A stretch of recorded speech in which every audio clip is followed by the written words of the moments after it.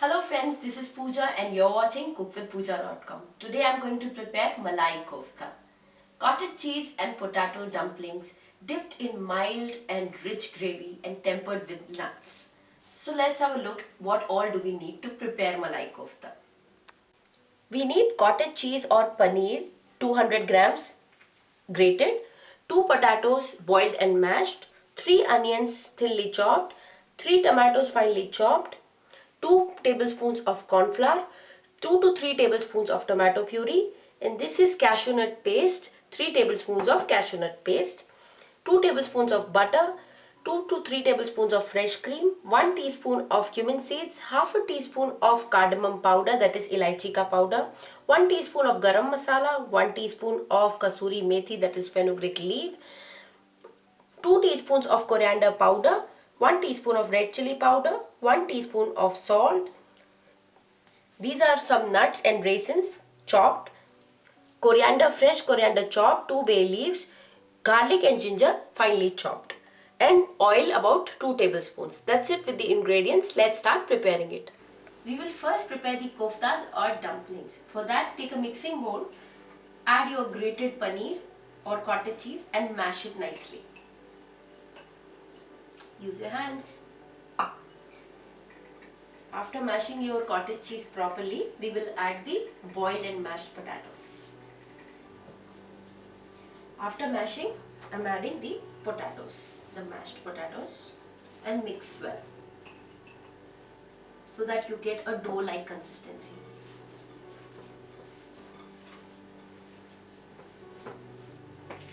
I have mixed the paneer and potatoes well.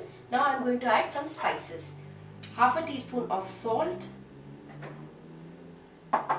half a teaspoon of red chili powder, and very little cardamom powder, about 1/4 a teaspoon. And again I will mix well so that the spices are mixed properly with the dough. Now I am going to add corn flour, about 2 tablespoons of corn flour. Why we are adding this corn flour? To bind the dough so that we get the proper balls and they don't break when we put them in the oil. So it's very essential to add corn flour. So 2 tablespoons of corn flour and mix well.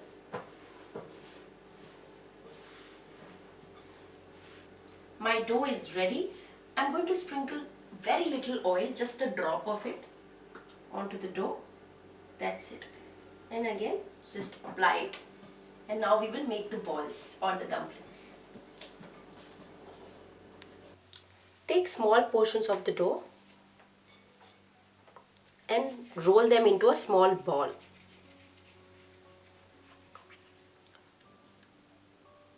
Make a small hole in the ball like this and add little bit of nuts and raisins and again roll it.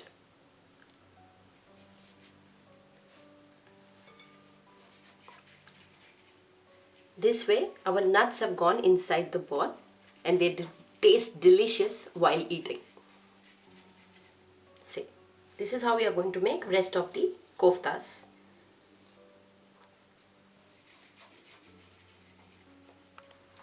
There's one more shape that we can give to our koftas, a little longer one. Just take a little bit more of the dough for making this shape.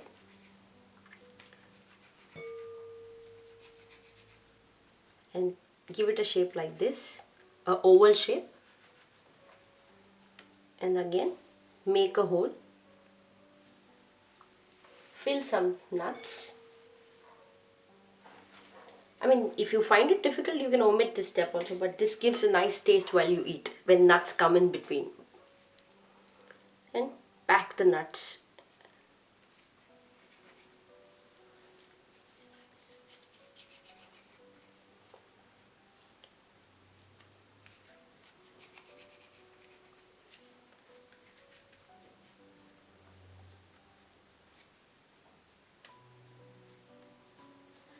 See, you have to pack it very nicely so that the nuts do not come out while frying. So make sure the nuts are packed properly. That's it. Even this shape also looks very nice. So depends on your choice. Now we are going to fry the koftas. For frying them, heat the oil in a kadhai or a pan, and we are going to fry them on medium flame so that they are cooked inside out completely. Slowly drop each ball and fry them on a medium flame.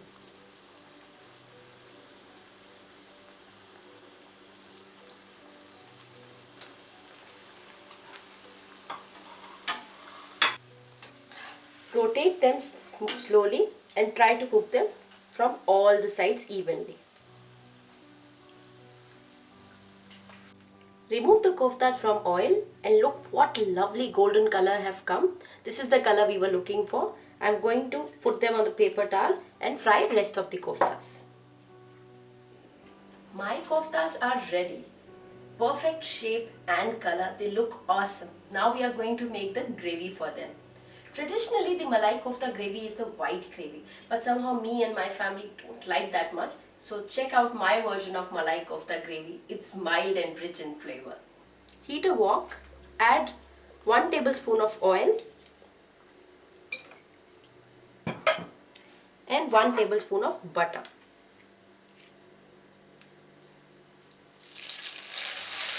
And let the butter melt. Add teaspoon of cumin seeds, chopped ginger and garlic, and 2 bay leaves, and saute them all together.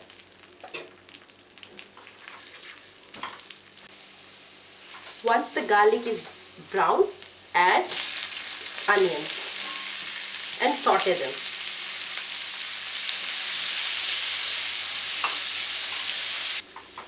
After cooking the onions for 3 minutes, I have received the translucent color. Now I am going to add the tomatoes and mix.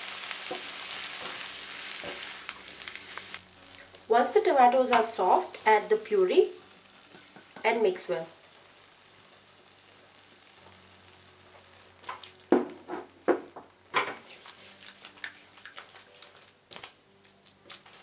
After mixing the puree well, add the spices. Half a teaspoon of red chili powder, 2 teaspoons of coriander powder, and 1 teaspoon of salt or as per your taste, and mix well.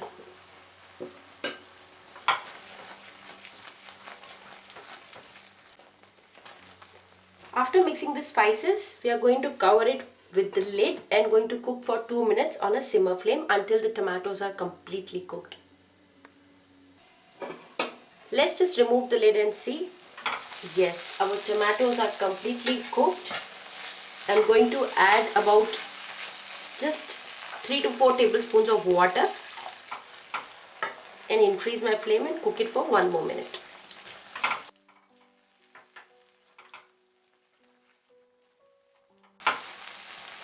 That's it. I'm going to close the flame now and we are going to blend this mixture in a blender. But before that, I'll suggest to remove the bay leaves as I don't need to grind them in the blender. So we can remove as the whole taste is there in the gravy itself.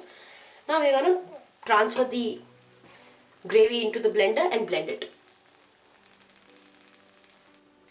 Just add about 2 tablespoons of water. That will help you create a smooth gravy with the help of a blender. I'm going to close the lid and blend the gravy now.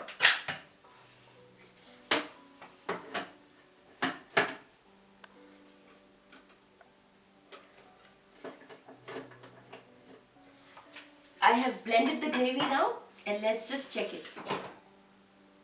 Yes, look at the color, perfect color has come.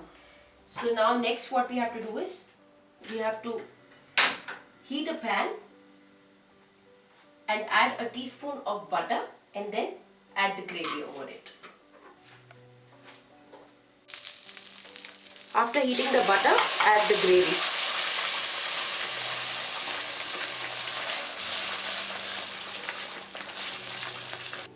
Next we are going to add kaju or cashew nut paste. How to make this paste?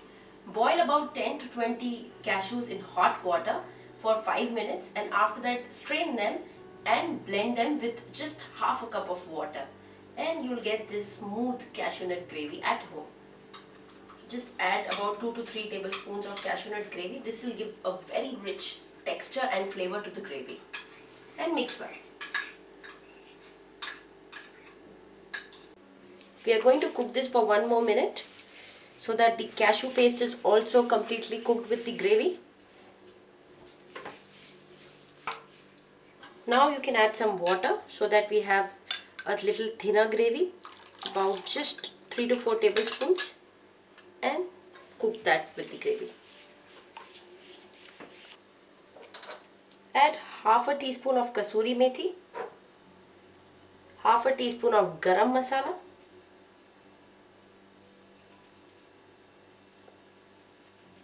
and give it a good mix.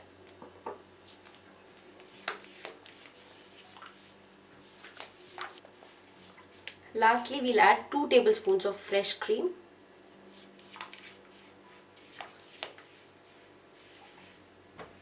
And look at the smoothness of the gravy. Wow!